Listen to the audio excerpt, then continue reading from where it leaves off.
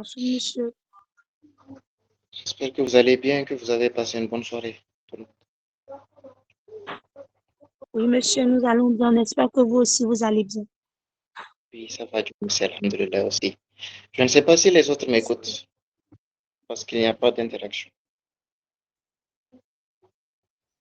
Ouais,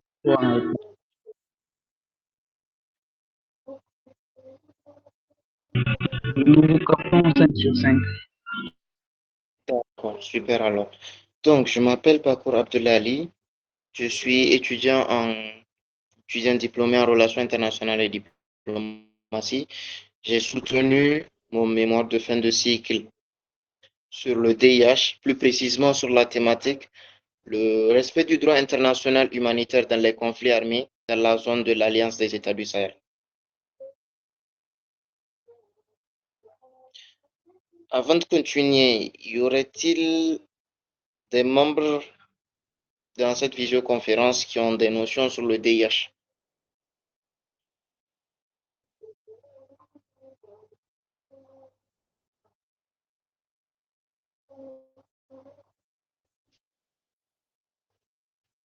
Je ne sais pas si vous m'écoutez là.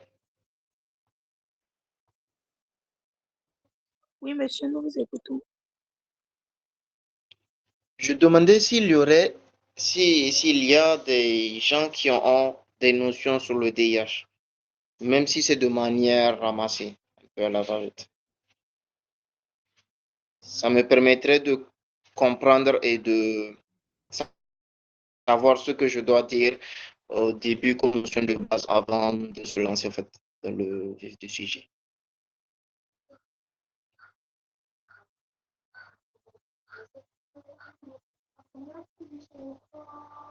Vous m'entendez là? Ou j'ai un problème de micro? Nous vous entendons parfaitement. Je ne sais pas pour les autres. Monsieur Bakou demande si quelqu'un a une notion DIH. Donc, vous pouvez ouvrir vos micros et puis répondre à sa préoccupation, s'il vous plaît.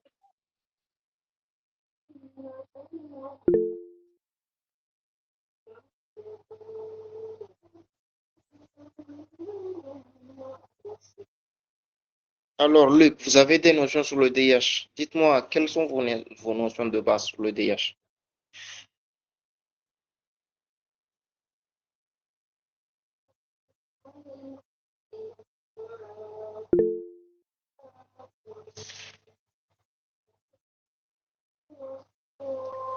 Oui, je vous écoute pour ceux et celles qui ont levé la main. D'accord.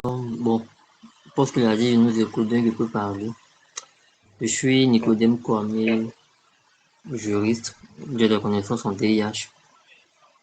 Bon, ma connaissance de base, je vais dire, je sais que le DIH, c'est le droit international humanitaire, donc le droit de la guerre qui est chargé de régir les différents conflits armés. La pratique des conflits armés, si je peux le dire comme ça.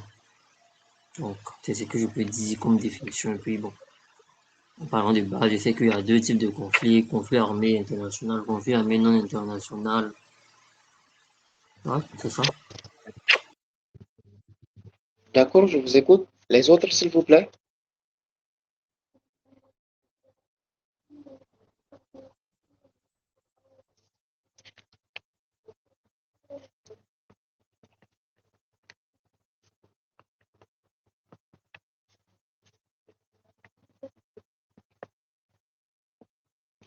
Je ne sais pas si les autres me reçoivent aussi.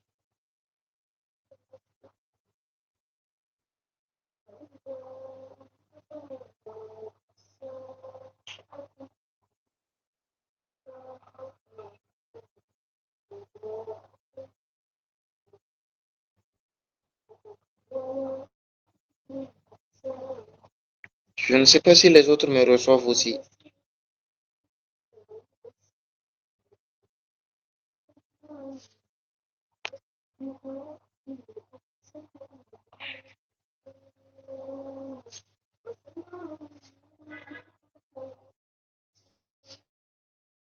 Allô?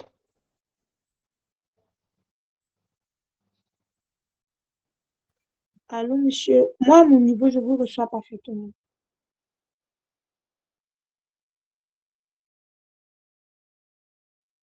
Je demandais au fait l'avis des autres, de Luc et de Aubin, parce que j'ai juste revu l'avis de Nicodème. J'ai pris en considération son niveau de base sur le DH. Ça me permettra de savoir quelle notion je dois aborder et quelle notion je ne dois pas aborder pour un début, en fait. Parce que ce n'est qu'un webinaire de 1h45, on n'a pas le temps d'aborder toutes les questions. Donc, je dois juste aller à l'essentiel pour ne pas faire perdre les uns les autres.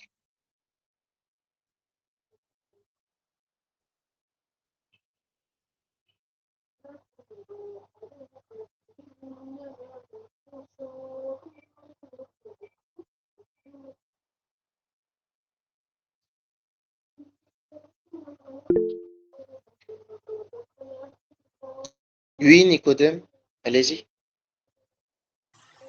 Bon, moi, je pense qu'on devrait commencer peut-être au fil du temps avec vos explications.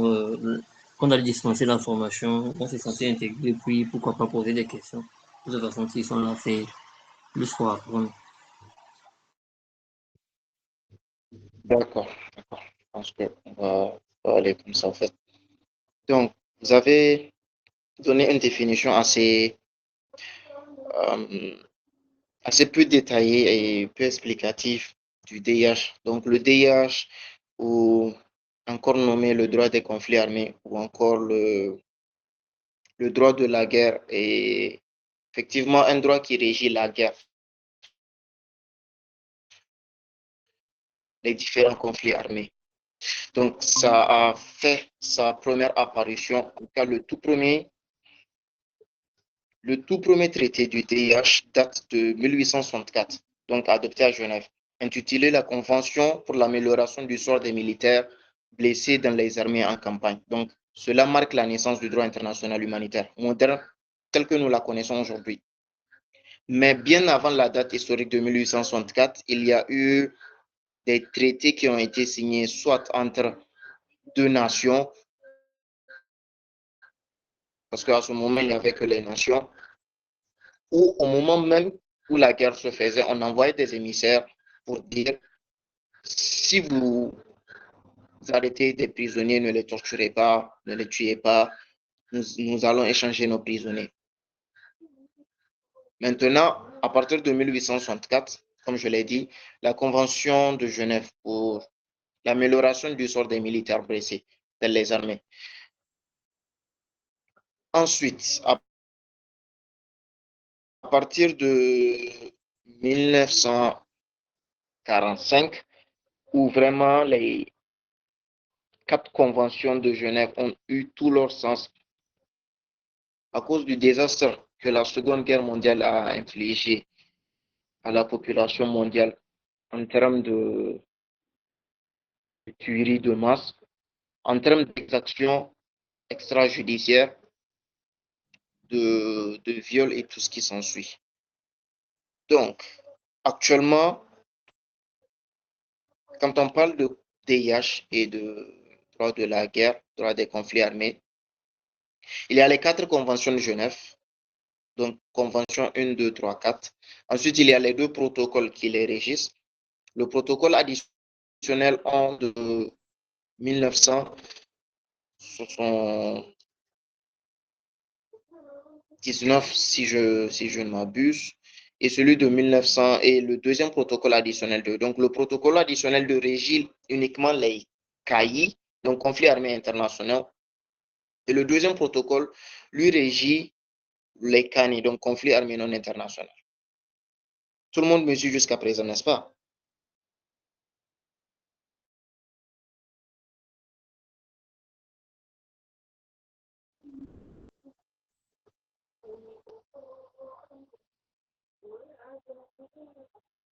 D'accord, super alors.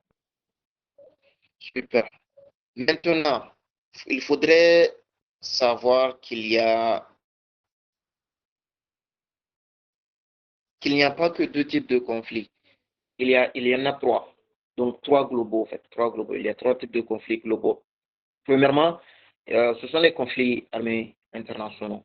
Donc, une guerre officiellement déclaré, officiellement parlant, entre deux États ou deux nations.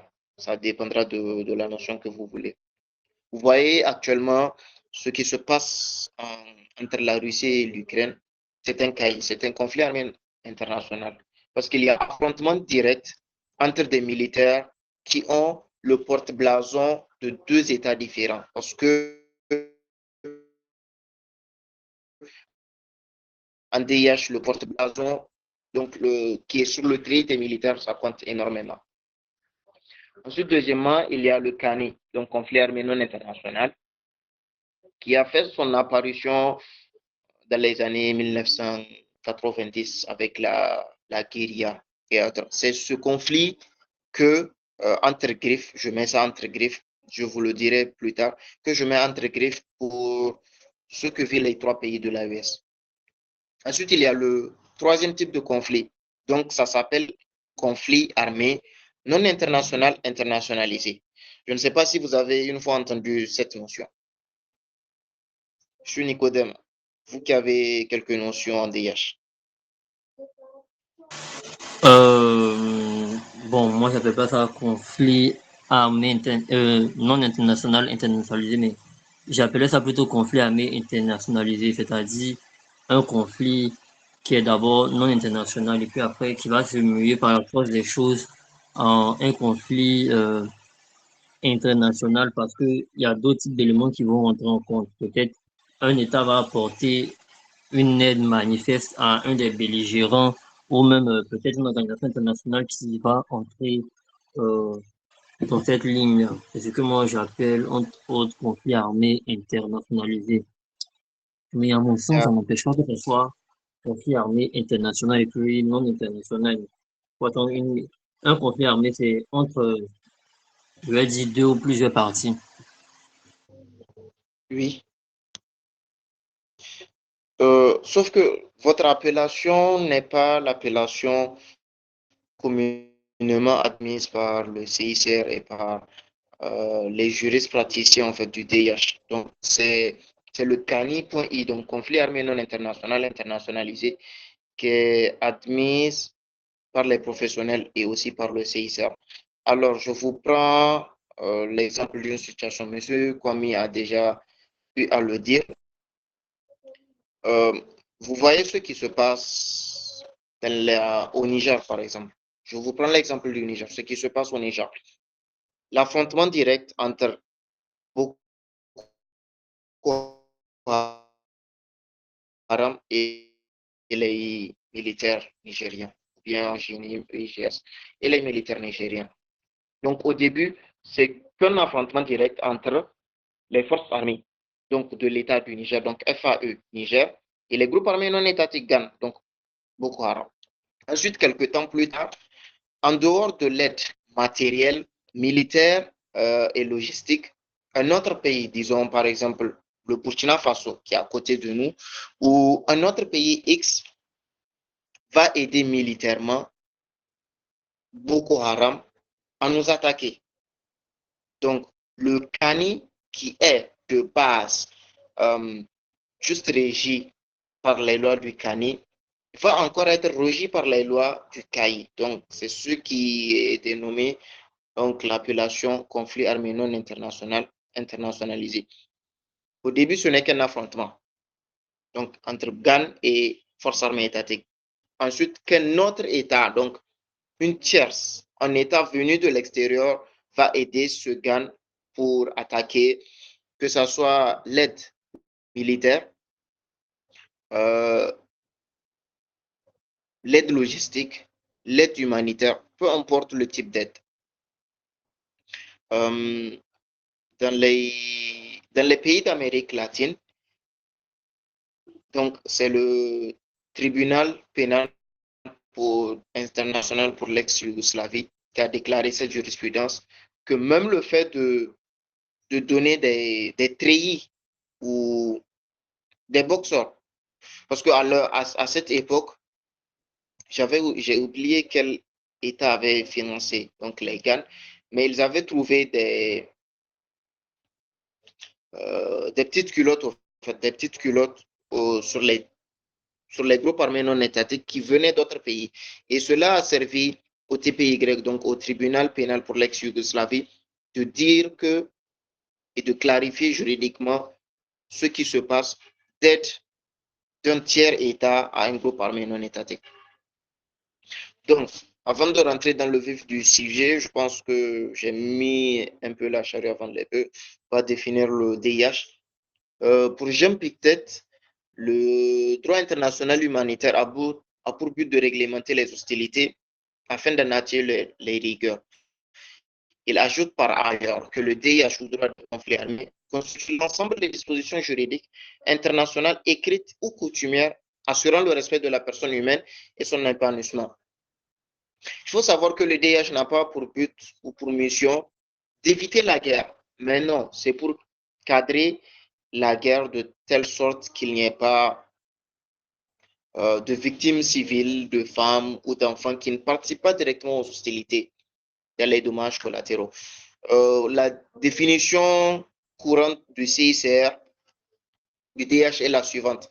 Donc, ce sont les règles internationales d'origine conventionnelle, donc écrites ou coutumières, qui sont spécialement destinées à régler les problèmes humanitaires découlant directement des conflits armés internationaux ou non internationaux et qui restreignent pour des raisons humanitaires le droit des parties au conflit d'utiliser les méthodes et moyens de guerre de leur choix ou protège les personnes et les biens affectés ou pouvant être affectés par le conflit.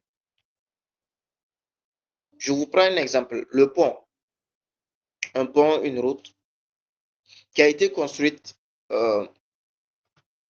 pour la pratique de la circulation routière. Ce pont, le DH nous dit qu'il ne doit pas être utilisé ni être pris comme cible légitime d'attaque durant la guerre ou le conflit. Je ne sais pas si vous avez bien suivi et compris mon exemple.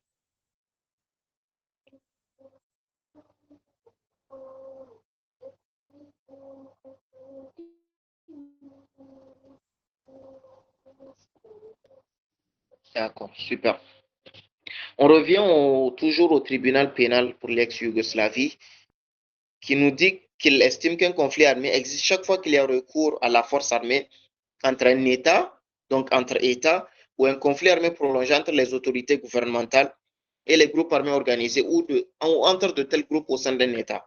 Donc le droit international humanitaire s'applique dès l'ouverture de ces conflits et s'étend au-delà même de la cessation des hostilités, donc jusqu'à la conclusion générale de la paix. Pour le massacre qui s'est passé au Rwanda, donc pour un peu donner un exemple à cette définition du TPY, donc il s'agit de l'ouverture. Le DIH commence à partir de l'ouverture du conflit jusqu'à la cessation des hostilités, jusqu'à la conclusion générale de paix, donc d'un accord de paix. Donc ce qui s'est passé au Rwanda, le DIH a pris fonction à partir de l'ouverture des hostilités jusqu'à la fin de ces hostilités, jusqu'à même la création du tribunal pénal pour le Rwanda. J'ai oublié vraiment la dénomination scientifique et technique du nom. Ensuite, il faut d'abord aussi définir ce qu'une entité non étatique, donc un groupe armé non étatique. Donc, ça désigne les parties au conflit armé interne qui s'opposent aux forces gouvernementales ou luttent contre des entités de même nature et qui remplissent les conditions prévues à l'article 3 et au protocole additionnel 2 de 1977. Donc, un GAN, c'est un groupe armé non étatique qui n'est pas la force armée gouvernementale du pays en tant que telle, ni la force armée gouvernementale de notre pays. Il peut s'agir que ce soit des rebelles, des individus de l'État même dans lequel le conflit se passe, donc des rebelles ou des citoyens qui décident de prendre les armes contre le gouvernement en place. Maintenant, les membres de ce groupe ne doivent, comme je l'ai dit, ne doivent pas être l'armée constituée du pays, ni celle de notre pays. Mais ils peuvent être ou sont des insurgés, des rebelles, des révolutionnaires, des sécessionnistes, des combattants de la liberté, terroristes, etc. Ensuite, on nous dit en effet, au terme de l'article 1 du protocole additionnel 2, les conflits armés non internationaux, donc CANI, se déroulent sur le territoire d'une autre partie contractante, donc d'un des autres parties contractantes des 4 conventions de Genève et des 2 protocoles additionnels aussi. Donc, entre ces forces armées et ces forces armées dissidentes, ou des armées, donc des groupes organisés entre eux, qui, donc ce sont les conditions, les 4 conditions qu'un groupe armé non étatique doit exercer pour être appelé comme tel. Donc, d'un commandement responsable qu'ils exercent sur une partie de son territoire un contrôle tel qu'il leur permet de mener des opérations militaires continues et concertées et d'appliquer le présent protocole. Donc, ce sont les 4 définitions, les 4 conditions du moins. Et ce sont les cumulations, des conditions cumulatives, donc qui doivent vraiment obligatoirement être respectées. Ensuite, la définition de l'article 1 du présent protocole que je viens de dire nous dit que ça souffre de nombreuses imperfections. D'abord, rares sont les conflits dans lesquels les insurgés ou rebelles reconnaissent de jure l'autorité du DH et acceptent d'appliquer ces dispositions. Combien de groupes rebelles, de terrorisme, d'insurgés ou bien de sécessionnistes connaissez-vous qui vous disent oui, nous sommes prêts à appliquer les conditions du DH? Je ne sais pas si vous en connaissez. En tout cas, moi, je n'en connais pas. Ensuite, de nombreux conflits internes persistent sans que les rebelles soient organisés de façon martiale. Vous voyez les terroristes. Les terroristes n'ont pas une hiérarchie proprement dit avec des chefs, des lieutenants, des officiers, des généraux et qui se disent on va mettre en place un plan d'action pour faire ci, pour faire ça, une coordination vraiment concrète comme le font nos forces armées gouvernementales du moins. Enfin, les conflits non internationaux dans lesquels on note une absence d'un contrôle durable des rebelles sur une portion du territoire sont légion. Les groupes armés non étatiques, donc ces entités, les membres de ces entités peuvent occuper par exemple une petite parcelle de 1 km². Aujourd'hui, nous sommes le 20 et demain, cette portion va être réduite parce que les forces armées gouvernementales prennent de l'ampleur, prennent les positions, ainsi de suite, ainsi de suite. Or, si on s'en tient bien compte à la définition que j'ai donnée du protocole additionnel 1, donc de son article 1, il va falloir que cette zone soit vraiment assez dense et vaste.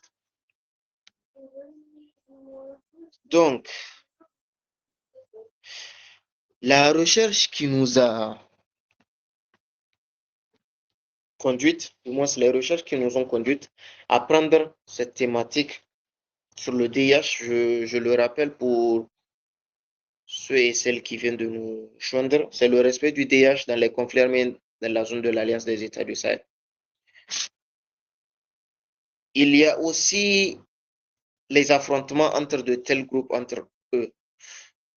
Si vous avez un peu suivi l'actualité dans les années précédentes et jusqu'à présent même, dans le nord du Mali, les groupes armés non étatiques entre eux se battent au fait pour les ressources naturelles, pour de l'armement ou bien pour cette reconnaissance. Donc, principalement, les groupes armés qui sont présents sur le territoire de ces 3 États sont les suivants. Donc, ce sont le GSIM, donc le groupe de soutien à l'islam et aux musulmans, l'État islamique au Grand Sahara, BGS, Al-Qaïda au Maghreb islamique, Boko Haram. Maintenant, une des question phare que nous nous sommes posées dans notre mémoire, c'est de savoir dans quelle mesure le respect du DIH est-il mis en œuvre, garanti, respecté, sanctionné et renforcé pour assurer la protection des droits des populations civiles et la limitation des souffrances humanitaires armées dans l'espace de l'AES. Donc, ça comprend les sous-questions qui sont quelles sont les violations de celles-ci faites par les parties belligérantes et quelles peuvent être les répressions et les sanctions de leurs acteurs. Par quels moyens les règles du DH sont-elles diffusées et quels sont les obstacles à leur respect. Ensuite, cette problématique permettra d'explorer, d'analyser et d'évaluer l'application concrète du DH qui vise à limiter les souffrances humaines lors des conflits armés dans un contexte spécifique donc de la région du Sahel. Les différents objectifs que nous nous sommes fixés en vue de bien mener notre travail, c'est d'abord d'analyser les principaux normes juridiques du DIH et du DIDH. Effectivement, j'avais oublié de le préciser. Le DIH et le DIDH sont jumelles et cohabitent ensemble. Pourquoi? Parce que avant même la naissance du DIH, le DIDH existait. Donc le DIDH, donc le droit international des droits humains, a existé bien avant une quelconque codification à partir de 1864 des règles de la première convention du DIH. Donc, il s'agira aussi d'évaluer la mise en œuvre du DH par ces États et ces entités non étatiques impliquées dans ce conflit. Ensuite, d'examiner les défis spécifiques à l'application du DIH dans ce contexte avec les violations de ces règles faites par les acteurs au conflit. Et enfin, de proposer des recommandations, donc des perspectives pour renforcer le respect du DH dans ce cas. Voilà pour un début ce que je peux vous dire concernant une petite brève introduction sur cette thématique. Maintenant, pour revenir aux faits, les principales normes juridiques donc internationales qui régissent ce qui se passe dans les 3 États de l'AES, il s'agit de l'article 3 commun aux 4 conventions de Genève. Donc, cet article est présent dans les 4 conventions de Genève et du protocole additionnel 2 également, donc signé en 1977. Je vais vous épargner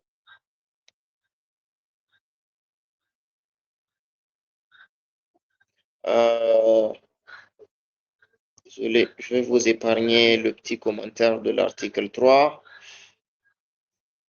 Donc, l'article 3 est synonyme d'une mini-convention donc par les précurseurs même du DH. Donc, parce que c'est un article qui crée un standard humanitaire que les parties au conflit sont tenues d'appliquer, de respecter en toutes circonstances en cas de conflit armé non international.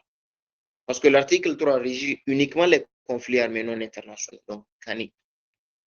D'aucuns vous diront, certains chercheurs et professionnels vous diront que l'article 3 se déclenche automatiquement dès l'ouverture d'un conflit armé non international. Ce n'est pas vrai, ce n'est absolument pas vrai. Je vous transmettrai le mémoire pour que vous le voyez, l'analysez vous-même. Parce qu'il y a des conditions sine qua non et cumulatives aussi qui doivent être remplies pour l'application concrète de l'article 3. Tout d'abord, les hostilités doivent être conduites par la force des armes et être d'une telle intensité que le gouvernement, en règle générale, est obligé d'avoir recours à ses forces armées contre les insurgés plutôt qu'aux simples forces de police. Alors, pour une manifestation dans la rue ou une grève, on voit souvent la police qui lance des gaz lacrymogènes ou essaie de maltraiter les individus pour qu'ils se dispersent. Or, pour que l'article 3 se déclenche et qu'on dit effectivement qu'il s'agit d'un conflit armé non international, il va falloir que le gouvernement, pour éradiquer cette rébellion, cette sécession, ce terrorisme, use vraiment des forces armées. Donc, ce que les DH appellent forces armées étatiques, qui est différent des simples polices, des simples policiers. Ensuite, deuxièmement, du côté des insurgés, les hostilités doivent avoir un caractère collectif. C'est-à-dire, ne doivent pas être simplement le fait de groupes isolés. Il ne s'agit pas d'un échantillon. Disons que la parcelle fait un... Je ne suis pas très doué dans le calcul des parcelles, mais disons que la parcelle fait 1 hectare. Donc, le groupe armé doit vraiment essayer d'attaquer une bonne portion de cet hectare et de façon répétitive, de façon vraiment régulière. Pas attaquer aujourd'hui et attendre l'année prochaine pour attaquer, ou une non-organisation de ce groupe armé. Donc, ce sont les deux conditions cumulatives qui doivent être respectées pour vraiment le déclenchement et l'application du protocole de l'article 3 du moins des 4 conventions. Ensuite, il y a le protocole additionnel 2. Ce protocole, donc la différence entre l'article 3 et le protocole additionnel 2, c'est que l'article 3 régit les affrontements entre les forces armées étatiques et des groupes armés non étatiques, donc GAN, ou entre deux groupes armés étatiques non étatiques, du moins entre eux. Or, la différence avec le protocole additionnel 2 de 1977, c'est que ce protocole, lui, régit uniquement les affrontements entre forces armées étatiques et groupes armés non étatiques. Je ne sais pas si vous me suivez, si je suis assez rapide ou assez explicatif dans mes commentaires.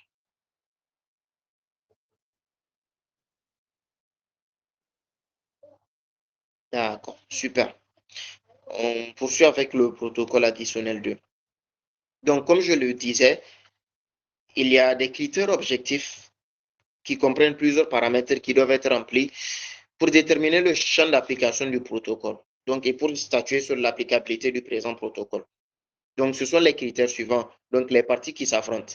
La première condition, c'est que il doit s'agir d'un affrontement entre des militaires, donc d'un État, avec sur l'ordre et le blason de l'État, et des groupes armés non étatiques. Donc, le premier critère, la première condition. Ensuite, d'un commandement responsable, on doit vraiment savoir qu'il y a une hiérarchie, une structuration dans ce groupe armé non étatique, même si le DIH nous le dit, même si cette hiérarchisation n'est pas de la même onde que la hiérarchisation des militaires, où il y a un général, un colonel, un commandant, un capitaine, un lieutenant, etc. Mais quand même, il doit y avoir un commandement responsable, donc une structure. Ensuite, qu'il y ait le contrôle sur une partie du territoire. Donc, si par exemple, l'État fait 1 hectare, le groupe armé non étatique doit être en mesure de contrôler une petite portion d'1 hectare. Maintenant, c'est là où les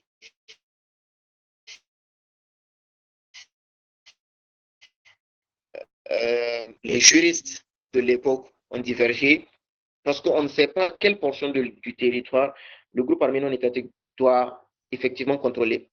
Mais si on prend l'exemple d'1 hectare, donc le groupe armé non étatique doit au moins être capable de contrôler un dixième de l'hectare, effectivement. Donc, obligatoirement, c'est la troisième condition. Ensuite, dans cette troisième condition, il y a deux choses que je vais dire qui vont peut-être vous choquer, parce que le contrôle sur une partie du territoire doit être continu et concerté et appliquer le protocole. Donc, c'est-à-dire soigner les blessés, les malades, par exemple, ou détenir des prisonniers, les traiter décemment. Donc, qui sont prévus à l'article 4, garantie fondamentale, et l'article 5, personnes privées. Quel groupe armé non étatique connaissez-vous qui sont capables de rentrer sous le joug de l'article 4 et de l'article 5 du présent protocole? Donc, soigner les blessés, les malades, Détenir les prisonniers, les traiter décemment. C'est une question. Vous en connaissez?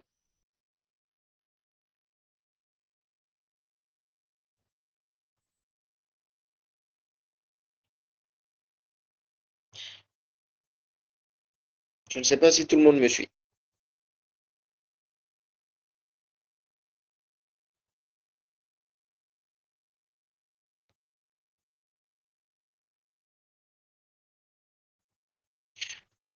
J'espère que je ne suis pas assez rapide pour vous permettre de prendre des notes pour les éventuelles questions et les échanges qui vont suivre. Donc, la quatrième condition, c'est le caractère continu et concerté des opérations militaires. Maintenant, que faut-il entendre par continu et concerté? Comme je l'ai dit, ce sont des opérations qui doivent avoir lieu d'une manière vraiment assez organisée et avec des moyens, bien sûr, militaires, pas juste des, pas juste des couteaux, par exemple, ou juste peut-être une arme. Si 100 personnes viennent attaquer, peut-être c'est deux, trois personnes qui ont des armes, en fait, qui ont des armes vraiment pour riposter à l'attaque. C'est de ça qu'il s'agit. Donc, le caractère continu et concerté des opérations militaires. Enfin, la dernière condition, et c'est l'une des conditions essentielles, c'est même la condition essentielle, la capacité d'appliquer le protocole. Actuellement, dans ce que vivent les trois États de l'AES, donc avec les groupes armés non étatiques qui sévissent dans ces trois États, il n'y a aucun groupe armé non étatique qui soit en mesure d'appliquer le protocole ou bien qu'ils ne veulent pas le faire. Donc, c'est le critère fondamental qui justifie les autres éléments de la définition. Ayant à leur tête un commandement responsable et contrôlant une portion du territoire, les insurgés doivent être en même d'appliquer le protocole. Le seuil d'application apparaît ainsi élevé. Donc, les conditions énoncées dans ce paragraphe ci-dessus analysé correspondent à des situations de fait dans lesquelles on peut raisonnablement attendre des parties qu'elles appliquent les règles qui ont été développées par le protocole, puisqu'elles posséderont l'infrastructure minimale indispensable. Retenez bien cette expression. Elles possèdent l'infrastructure minimale indispensable. Là, on fait surtout allusion aux groupes armés non étatiques, donc aux entités non étatiques. Alors, nous avons fait une petite conclusion dans notre mémoire pour dire qu'à ce niveau, les groupes armés non étatiques qui sévissent vraiment dans cette zone ne s'embarrassent guère au fait de la mise en œuvre du critère le plus objectif, à savoir la capacité d'appliquer le protocole.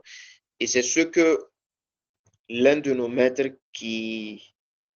mon encadreur même, a soutenu dans sa thèse, qui nous dit que la capacité, donc le critère intitulé La capacité d'appliquer le protocole 2, qui nous dit en un mot, c'est la capacité du groupe armé à respecter la réglementation régissant le type de conflit auquel il participe. Un groupe armé, pour être connu comme tel, doit pouvoir se conformer aux restrictions imposées dans le déroulement des hostilités dans le cadre des conflits armés. Cette capacité dénote ainsi du degré d'organisation du groupe et aussi de la discipline imposée par la hiérarchie. Elle tourne autour de deux maillons essentiels, à savoir le traitement humain des personnes tombées aux mains de la partie adverse, donc le titre 2 du protocole additionnel 2, et aussi de la protection de la population civile, titre 4. Donc, pour qu'un groupe armé soit non étatique, soit considéré comme tel, et être sous le joug, donc être placé sous le joug du protocole additionnel 2, il va falloir qu'elle arrive à organiser ses membres, donc militairement parlant, ensuite aussi à traiter les prisonniers tombés dans leurs mains, mais aussi à pouvoir faire la distinction, la différence entre combattants et civils. C'est une notion très essentielle en DIH. Donc, je ne sais pas si à ce niveau, vous avez des questions, des interrogations, des inquiétudes. Sur les sources essentielles, donc les normes internationales qui régissent ou qui doivent régir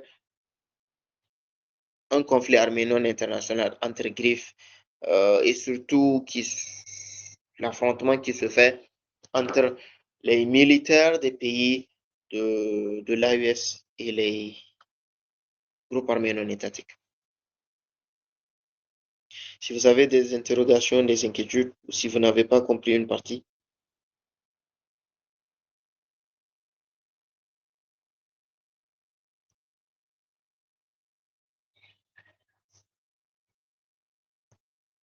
là, j'attends vraiment vos interactions. Je ne voudrais pas mener tout seul ce webinaire. Je voudrais qu'on le fasse ensemble. Donc, des échanges fructueux et des discussions interactives.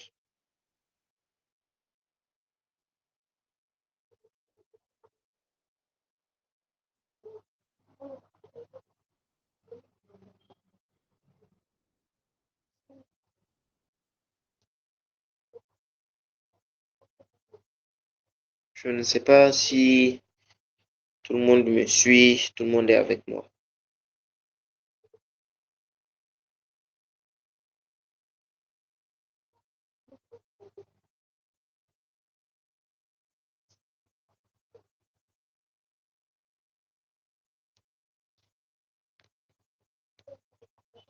Alors, je pense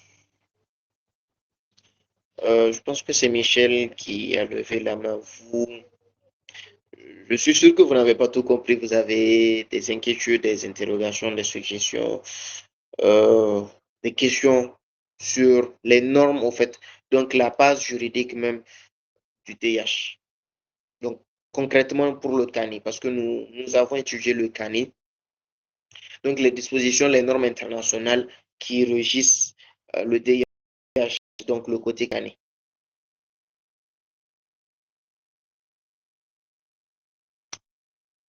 Il faudrait qu'on interagisse ensemble.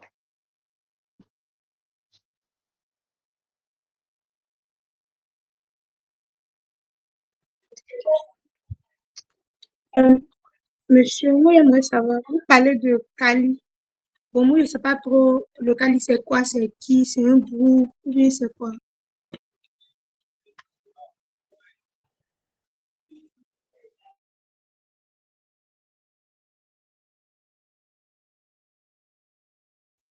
Ah, vous pouvez répéter, s'il vous plaît, je n'ai pas très bien entendu.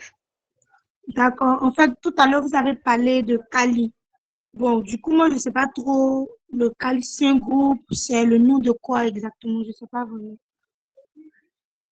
Vous avez dit CANI, n'est-ce pas? Si, si. CANI Mhm. est l'abréviation de conflit armé non international. Donc, D'accord. CANI. Ok, pas de souci.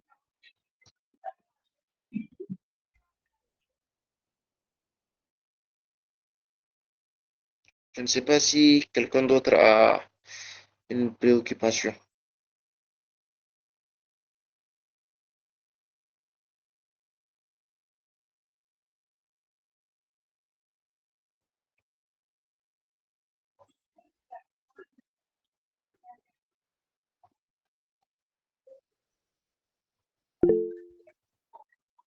Oui, je vous écoute. Encore moi.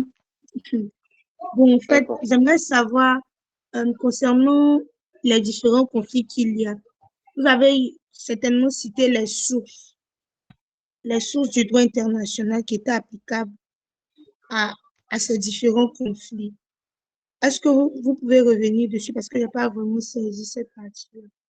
Donnez-moi par exemple un conflit qui se passe actuellement dans le monde, actuellement ou dans le passé. Parce que c'est Euh, ça. D'accord, allez-y. Peut-être le conflit entre l'Ukraine et la Russie, par exemple.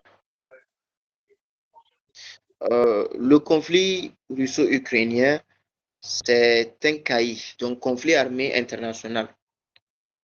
Donc c'est un affrontement qui se passe, donc une guerre officielle et ouverte qui se passe entre deux États, donc les forces armées étatiques de deux États, où on se connaît, on se voit, et c'est régi par les 4 conventions de Genève et le protocole additionnel en 1967.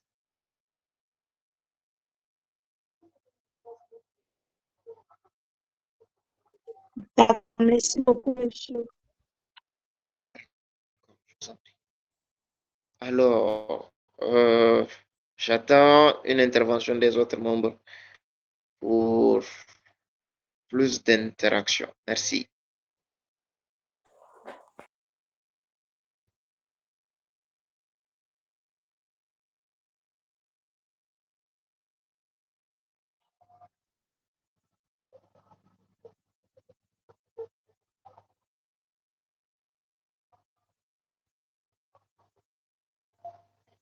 Parce que là, actuellement, j'ai posé les bases. Donc, j'ai posé les piliers, au fait, de mathématiques, de mon mémoire. Donc, la suite du développement viendra avec nos interactions, en fait, et nos échanges. Parce que le mémoire est vague, le mémoire est vraiment vague. Le mémoire fait 121 pages. euh, je prendrai peut-être 10 heures ou 24 heures pour vraiment vous faire les tours et les contours, vous donner tous les enjeux, les détails, au fait, du mémoire. Donc là, ça sera en fonction de vos préoccupations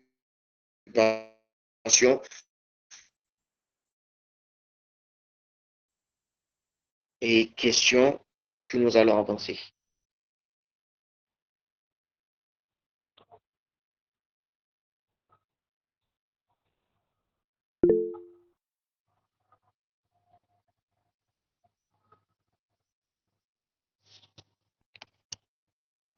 Euh,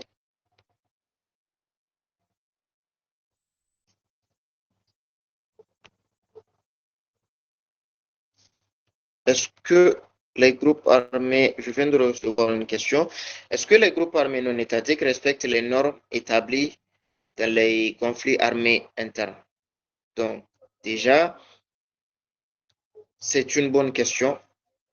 Maintenant, pour un peu la reformuler, c'est plutôt non international. On n'appelle plus ça interne. Donc, ce n'est plus l'appellation vraiment technique et scientifique qui est donnée par le DH ou le CICR, c'est des conflits armés non internationaux. Maintenant, est-ce que les groupes armés non étatiques respectent ces normes? Selon vous, M. Kwame,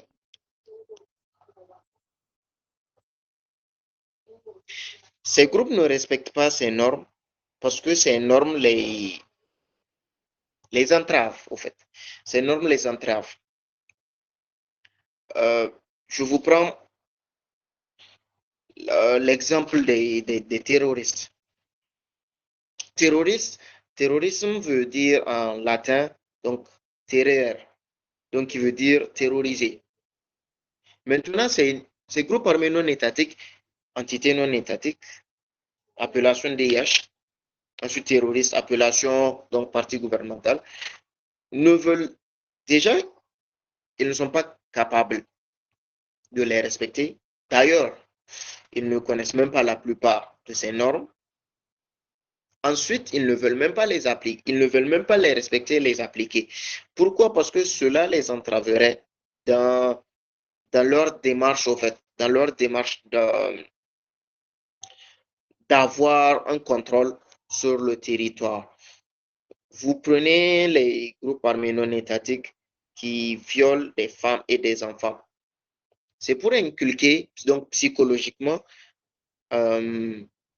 cette peur vis-à-vis de, auprès de ces femmes, ou bien qui tuent des civils à bout portant, ou qui posent les EEI, donc engins explosifs improvisés. Ils ne s'assurent guère de respecter ces normes vraiment dites internationales. Le placement même d'une mine, donc d'une mine terrestre ou d'un engin explosif improvisé est formellement interdit par la Convention d'Ottawa, donc sur les mines antipersonnelles. Donc, c'est ça le nom technique. Donc, la Convention d'Ottawa sur les mines antipersonnelles. Alors, à cette convention, toutes les parties, donc quand je dis parties, je parle de États qui ont signé et ratifié, ont l'obligation de ne plus poser de mines antipersonnelles ou d'engins explosifs improvisés. Alors, vous allez me demander, mais les groupes armés non étatiques n'ont pas signé les conventions. Oui, sauf que le DIH est aussi coutumier. Et donc, c'est une expression juridique, nul n'est censé ignorer la loi. Donc, ces groupes armés non étatiques sont régis par le DIH coutumier. Et dans le DIH coutumier, donc le DIH qui est verbal, qui remonte avant même la codification, nous interdit expressement de poser des mines antipersonnelles. Je ne sais pas si j'ai un peu répondu à votre question. Pour le dire, ils ne le respectent pas. Donc, ils ne le respectent pas parce que, premièrement, ils ne connaissent même pas les normes établies. Deuxièmement, ils ne veulent même pas les respecter. Et troisièmement, ils n'ont pas les moyens de les respecter. Parce que s'ils les respectent, ils ne pourront jamais atteindre leur but fixé. Or, le but fixé de ces normes, de ces groupes armés non étatiques, est vraiment de s'accaparer une bonne partie du territoire. Donc, de vraiment mener à bien leur opération militaire.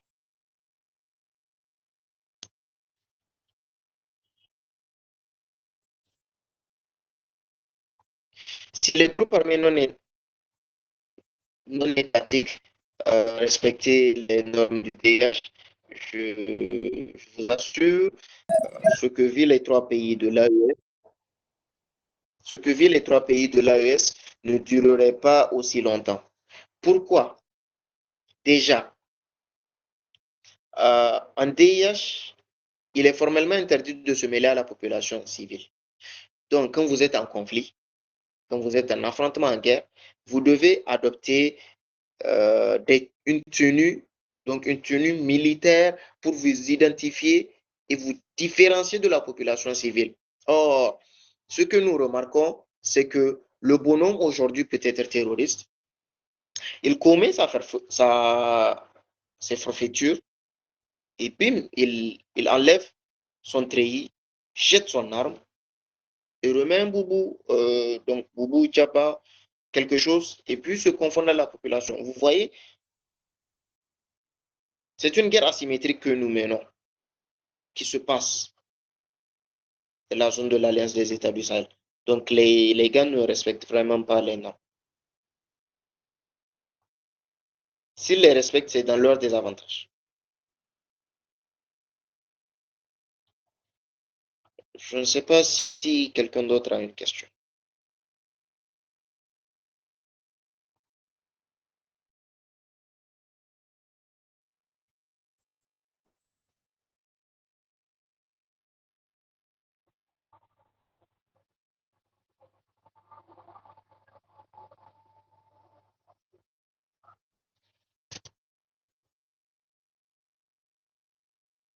Je vous écoute pour différentes.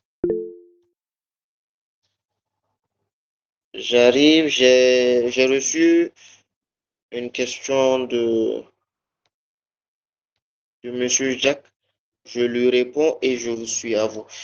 Il ne respecte pas afin d'atteindre le plus tôt possible leur but. Oui, effectivement, parce que s'ils respectent le DIH, ce n'est vraiment pas possible d'atteindre leur but. En fait. Ce n'est vraiment pas possible, effectivement.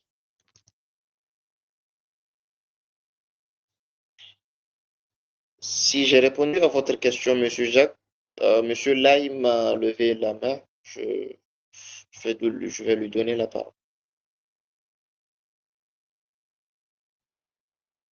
Super.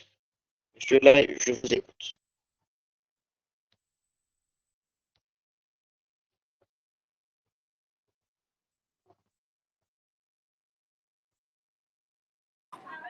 Allô? Oui, je vous écoute. Allez-y. Alors, je peux? Oui, allez-y, allez-y. Ok. Vraiment, merci beaucoup aux conférenciers. Merci sincèrement à Dr. Luc pour cette initiative. Je, sincèrement, je présente mes excuses du fait que j'ai manqué la conférence.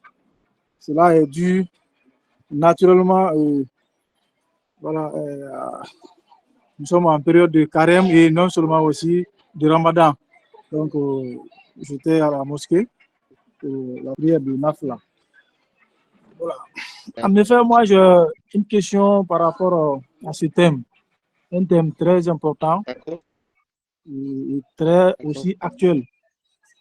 Voilà. Et moi, la question est de savoir quels sont les moyens réels, sincèrement, que les États du Sahel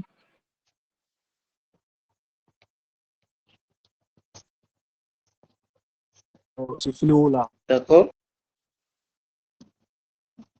Quels sont les moyens réels que les États du Sahel? Je n'ai pas entendu la fin.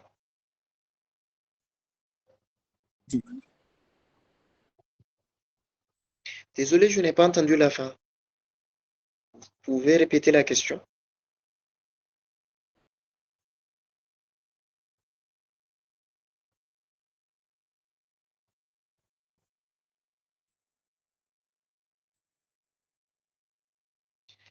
Monsieur Live, vous pouvez répéter votre question, s'il vous plaît?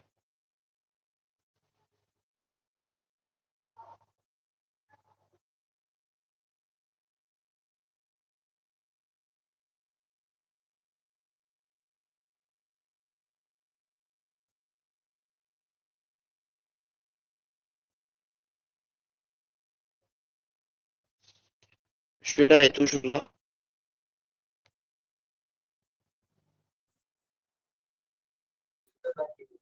Monsieur Lai, pouvez-vous répondre à votre question, s'il vous plaît?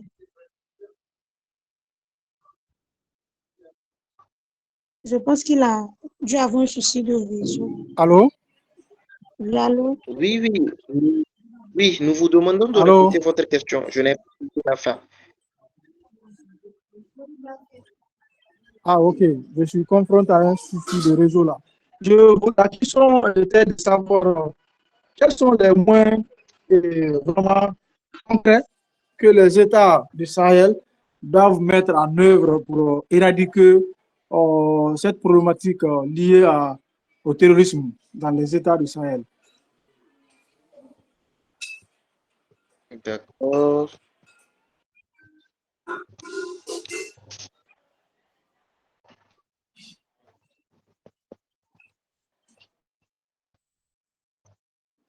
Merci, c'est noté, c'est bon? Oui, c'est bon. Ok, merci. Je vous en prie.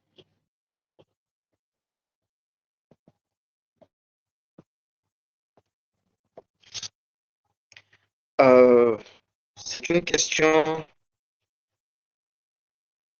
assez hors cadre de mon thème de mémoire, parce que si seulement vous m'aviez posé la question, à savoir si est-ce que les États de l'AES, donc du Sahel, négocient vraiment bien avec les règles du DH ou est-ce qu'ils appliquent les règles du DH? Là, je me ferai un grand plaisir de vous répondre. Mais à la question, quels sont les moyens réels que les États du Sahel doivent mettre en place pour éradiquer le terrorisme? Je pense que, premièrement, il faut la sensibilisation. Il faut vraiment une sensibilisation accrue. Parce qu'actuellement, il y a, il y a cette recrudescence. Je ne sais pas dans les deux autres pays, mais au Niger, il y a cette recrudescence dans le contexte où ce sont les jeunes du village qui, par manque d'emploi, qui, par fanatisme religieux, sont amenés à prendre les armes. Donc, c'est vraiment une sensibilisation accrue. Actuellement, nous ne pouvons pas que nous ne pouvons pas, désolé, je m'excuse, mais ça prendra plus de temps si les États du Sahel se concentrent uniquement sur le moyen militaire pour éradiquer le terrorisme. D'ailleurs, le gouvernement nigérien, l'État nigérien et les autres pays de l'AES mettent en moyen d'autres formes de mesures pour éradiquer le terrorisme. Il s'agit de la création d'emplois, parce que je vous assure, la plupart de ces terroristes, ils ne prennent pas les armes pour le simple plaisir. Ils ne prennent pas les armes pour le simple plaisir. D'aucuns prennent les armes par manque d'emploi. Et c'est ce qui a été constaté au Niger dans la période de 2012 jusqu'à 2019. Donc, à Difa. Donc, c'est une région, c'est une des grandes villes du Niger où Boko Haram a vraiment s'aimer sa graine et fait son implantation. Alors, qu'est-ce qu'ils font? Ils partent vous voir, vous chômeurs, vous jeunes, sans emploi. Ils partent vous voir et vous proposent une somme de 500 000 à 1 million avec une moto, avec une femme même de plus pour que vous perpétrez donc, et commanditer une attaque. Donc, soit une attaque en masse ou soit une attaque kamikaze. Donc, il va falloir qu'on règle dès au début ce problème de manque d'emploi. Donc, le chômage aussi crée une certaine psychose qui fait en sorte que les jeunes sont plus attirés vers le profit, donc vers le gain que les terroristes leur proposent. Ensuite aussi, il y a le côté religieux, parce que ces terroristes prennent la religion donc islamique en otage euh, pour dire l'islam a interdit de cohabiter avec les kafirines, donc les kafirines, donc les blancs. Ensuite, que l'islam doit mener une guerre, donc une guerre islamique, ce qui s'est passé au temps du prophète Mohammed sallallahu alayhi wa sallam, pour ramener de gré ou de force donc les kafirines à la religion musulmane. Et c'est ce qui pousse certains jeunes, euh, parce qu'ils sont analphabètes, parce qu'ils sont manipulés, à confondre que le gouvernement, donc les gouvernements nigériens, mali et burkinabé sont de connivence avec les Occidentaux.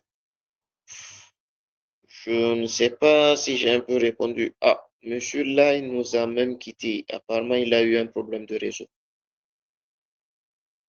Je ne sais pas, ce n'est vraiment pas mon point fort. Comment les États du Sahel, quels sont les moyens que les États du Sahel doivent mettre en œuvre pour éradiquer le terrorisme? Ce n'est pas assez mon point fort. C'est plutôt une question militaire, d'ordre purement assez militaire, plutôt que d'ordre purement DIH, droit international humanitaire.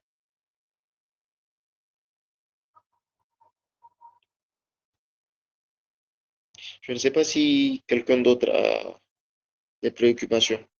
Ah, monsieur là, il vient de nous rejoindre.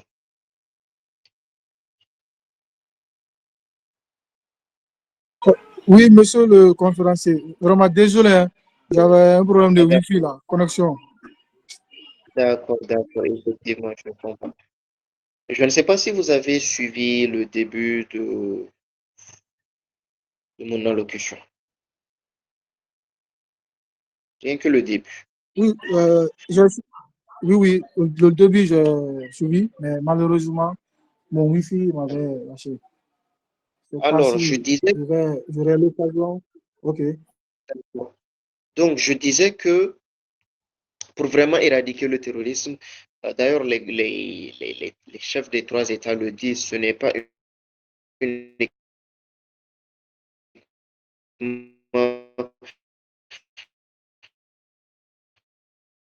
le moyen militaire qu'il faut mettre en avant. Il y a aussi, donc, en amont, des choses et des solutions qui peuvent être prises, comme, disons, rien que éradiquer ou tenter d'éradiquer des emplois peut aussi diminuer vraiment la recrudescence, au fait, l'augmentation de ces membres des groupes armés non étatiques.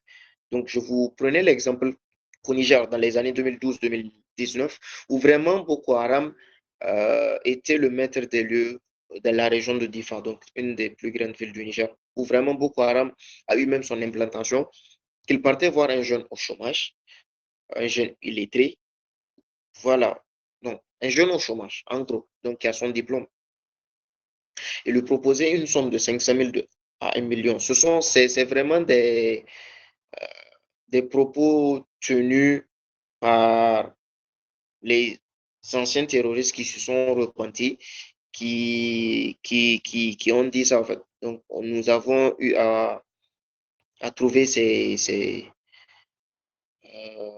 propos pendant nos recherches. Donc, il vous propose 500 000 à 1 million, plus une moto Cassia, plus une femme, pour que vous partiez commanditer une attaque en masse, donc en nombre, ou vous faire sauter avec une ceinture d'explosifs à côté d'un camp de garde, d'une garnison, etc. Donc, pour une des solutions en dehors de la solution militaire, bien évidemment, c'est vraiment la création d'emplois. Ensuite, aussi la sensibilisation des populations, parce que la plupart des populations sont analphabètes et c'est ce qui fait en sorte que les terroristes arrivent à formater leur esprit avec le fanatisme religieux. Alors, ils vous diront que l'islam doit mener une guerre contre les kafirines, donc les blancs, les occidentaux, pour les ramener de gré ou de force à la religion musulmane. Et que nos 3 États sont de connivence avec ces occidentaux et qu'ils veulent vendre ou veulent vraiment aussi rejeter les principes et les préceptes de l'islam. Donc, je pense que, en tout cas à mon niveau, et je tâtonne un peu, ce n'est vraiment pas grand-chose que je dis là, c'est juste une toute petite partie de mon mémoire. Donc, je vous disais que si seulement vous m'aviez posé la question à savoir est-ce que les États de l'AES appliquent réellement et véritablement les règles du TIH, là, je pourrais vous répondre. La question que vous m'avez posée sort un tout petit peu du cadre vraiment et du contexte de mon thème de mémoire. Donc, ce n'est pas quelque chose sur laquelle je peux vraiment m'approfondir là-dessus. Je ne sais pas si j'ai un peu répondu à votre question. Si vous devez retenir que 2 choses, c'est vraiment la création d'emplois, donc lutter contre le chômage et aussi la sensibilisation.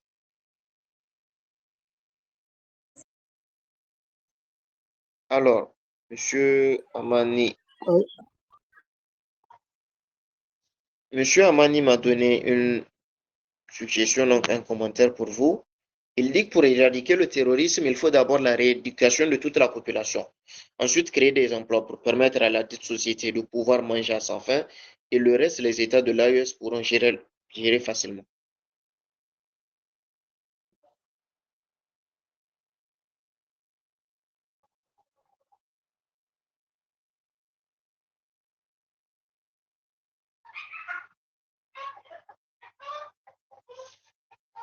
Monsieur là, je ne sais pas si vous m'avez compris. Écoutez.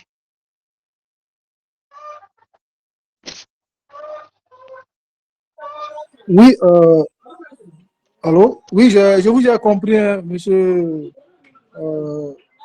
Bakour, le conférencier. et je vous ai largement compris. Et je retiens dans votre intervention deux éléments qu'on vous venez de dire par rapport non seulement par rapport à une problématique, à une problématique liée au, au chômage, mais aussi au second problème lié également à la sensibilisation, donc à la conscientisation de la population dans les États du Sahel. Voilà. Merci, j'ai compris. Mais comme vous l'avez souligné, hein, la question, c'était seulement aussi le contexte. C'est lié aussi aux règles et aux principes du droit international dans le cadre de la lutte contre le terrorisme. Et voilà, donc, en résumé, je m'en tiens à votre réponse par rapport aux deux éléments-là. Pour vous, vous avez peut-être évoqué les causes, vraiment, pour moi, hein, dans votre réponse, ce sont les causes en tout cas, qui amènent beaucoup plus de jeunes à s'aventurer dans dans ce phénomène-là, mais plutôt les moyens que les États peuvent vraiment mettre en œuvre, tout en respectant, hein, les règles du droit international. Effectivement. Maintenant, concernant cet aspect de, de l'application concrète, réelle et effective des règles du DH, alors là, c'est un peu mitigé. Parce que quand vous partez, j'ai eu à m'entretenir avec des militaires nigérians, des, des généraux et même au ministère de la Défense donc nationale, donc un des représentants du ministère.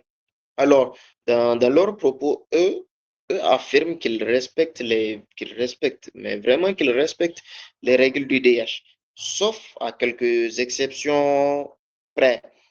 Et là aussi, ce sont des cas isolés où certains militaires, sous l'effet de la colère, par exemple, n'arrivent plus à faire la distinction entre combattants, donc terroristes et population civile. Vous prenez par exemple une patrouille de 10 personnes qui tombent en embuscade, donc une embuscade terroriste. Dans ces 10 personnes, une mine explose et deux sortent vivants. Donc, dans les propos que j'ai eus au cours de mes recherches, ces deux personnes, parce qu'ils ont eu une relation à tisser des liens avec leurs camarades militaires tombés sur le champ d'honneur, font tout ou feront tout du moins dans la riposte pour vraiment venger leurs camarades tombés sur le champ de bataille. Et à ce moment, quand les émotions prennent le dessus, c'est vraiment autre chose. Il n'y a vraiment plus de respect, d'application effective du DH. Et c'est ce qu'un militaire, un commandant de la garde nationale du Niger disait, que quand tu entends les balles siffler, tu ne penses plus si la personne qui te tire, c'est un enfant, c'est une femme, c'est un vieux, la personne porte une treillis militaire ou non. Donc vraiment, des fois, quand les émotions rentrent en jeu, euh, la raison se tait, se tue. Et là, le militaire, donc ça aussi, ce sont des cas isolés, ce ne sont pas la major, donc ce n'est pas la globalité, ce sont des cas isolés où vraiment des militaires outrepassent les règles du DH. Maintenant, normalement, quand on outrepasse les règles du DH, il y a des sanctions. Donc, prévues par le statut de Rome qui a instauré la CPI, donc dans les articles crimes de guerre, crimes contre l'humanité, crimes de génocide. Donc, crimes de guerre et crimes contre l'humanité, effectivement. Mais vous pensez sincèrement, et c'est la question que les militaires m'ont posée au cours de mes recherches, penses-tu sincèrement et réellement que l'État va enfermer ses soldats hors le front, on a besoin des soldats sur le front. Donc, vous voyez un peu, c'est un peu conflictuel entre la nécessité vraiment de respecter et faire respecter, donc sanctionner les militaires qui commettent des crimes d'agression, des crimes du moins, désolé, des crimes de guerre et crimes contre l'humanité, et cette nécessité aussi de préserver le moral des troupes, de vraiment empêcher aux militaires d'avoir le moral bas pour ne plus partir à la guerre. Monsieur Lai, je ne sais pas si vous êtes toujours là. Oui, oui, je suis toujours là. Merci, je vous ai suivi, hein. Merci beaucoup. Vraiment, merci pour les éléments de réponse. Donc, sincèrement, je vous remercie. Oui. D'accord. Le fait que nous soyons dans une guerre asymétrique, des fois, empêche aux États de réellement appliquer et faire appliquer les mesures du DH. Bien évidemment, dans les formations militaires, dans les garnisons, dans les commandements, et même avant de partir en mission militaire, opération, c'est ce que les militaires m'ont affirmé dans le cours de mes recherches. Il y a vraiment toute une procédure, des petits briefings qui sont faits en leur disant respecter les normes du DH, tuer uniquement quand la personne a l'arme à la main, laissez-la, faites-la prisonnier quand elle dépose son arme, ne tuez pas de femmes et d'enfants. Mais je vous assure que pendant l'affrontement armé-militaire, quand l'adrénaline monte et quand les émotions prennent le dessus, le militaire continue de tirer, même si le bonhomme en face, donc le terroriste en face dépose son arme. Parce que le militaire qui voit son ami, donc son collègue, son camarade d'armes, d'une relation de 5 ans, 10 ans, se faire tuer en pleine tête, ne peut pas respecter le DH à cet instant T précis-là et se dire non, c'est bon, pendant ma formation militaire, on m'a dit que dès que la personne dépose les armes, je ne la tue pas, je la fais prisonnier. Non, je vous assure que ce n'est pratiquement pas possible. Ce n'est vraiment pas possible et réalisable. D'accord, super. Il y a aussi la main, n'oubliez pas, il y a la main de M. Amani Zak qui est levée. Et puis aussi au niveau voilà, aussi au niveau du temps, on va bientôt terminer. Donc là. D'accord. Monsieur Amani, je vous écoute, s'il vous plaît. Veuillez m'excuser, c'est une ancienne main. Ah, d'accord.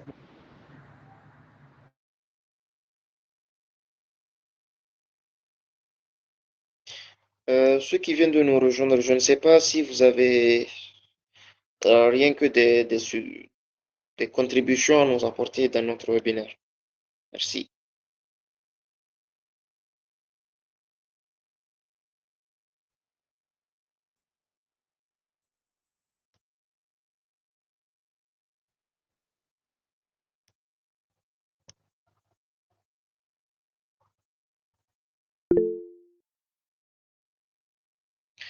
Monsieur Mohamed, allez-y, s'il vous plaît.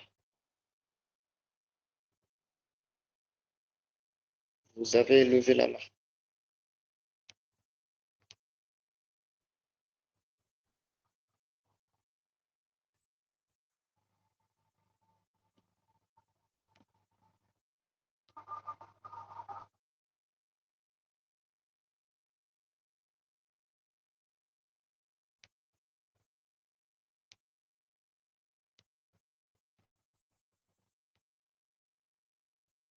Monsieur Mohamed, vous avez levé la main?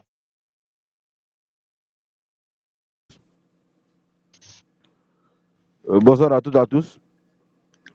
C'est bien vrai que j'ai pris le train en marche là.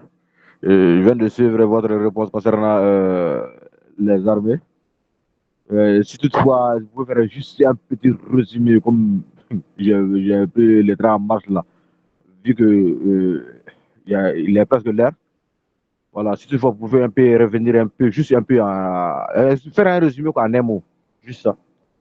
Voilà. En un mot, de quelle partie? Parce que ce que je viens de dire, c'était face à une préoccupation. Je ne peux pas vous parler d'un résumé de ce que je viens de dire ou de l'intégralité de mon intervention de ce soir. Voilà, c'est que la réponse que vous venez de donner, c'est de ça quoi, concernant ce que vous venez de répondre là, concernant la question de l'AI là. Concernant la question de... Et l'AI ara fin ou quoi là? Excusez-moi, c'est le terme. Ah, d'accord. Lui, Voilà. il me demandait est-ce que les États de l'Alliance des États du Sahel, donc est-ce que leurs États membres mettent en œuvre l'application concrète et effective des dispositions du DH? Donc je lui disais oui, tantôt ils le font, mais malheureusement, des fois, il y a des cas isolés où cette application est malheureusement pas de mise. Il n'y a pas cette distinction entre terroriste et quelqu'un qui dépose les armes. Parce que le DH dit que dès que vous déposez les armes, vous n'êtes plus combattant. Il y a ce qu'on appelle combattant et non combattant. Dès que vous déposez les armes, vous n'êtes plus combattant. On doit vous faire prisonnier. Et aussi dans le fait que euh, nous avons eu quelques cas isolés sur notamment les recherches et les sites de Amnesty, de Human Rights et même des commissions nationales indépendantes des droits humains dans ces trois pays où il y a effectivement eu des enquêtes et des preuves palpables, vraiment et tangibles, qui montrent que certains militaires, à certaines opérations donc militaires, ont effectivement perpétré des crimes, mais qu'il n'y a pas eu de poursuite judiciaire. Donc, à ce niveau, il y a un cas parce que l'État ne veut pas poursuivre ses militaires. L'État se dit si je poursuis mes militaires, qui vont faire le combat.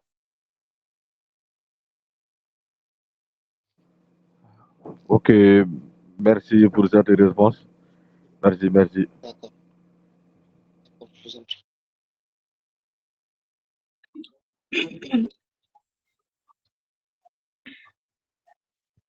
Je pense que on va essayer de clore la session des questionnaires puisque le temps est déjà vraiment avancé.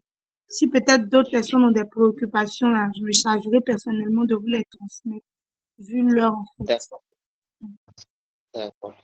Ça marche. Donc, pour toutes les autres personnes qui ont des questions, n'hésitez pas à me contacter en inbox pour que je transmette effectivement vos différentes questions à M. Bakou.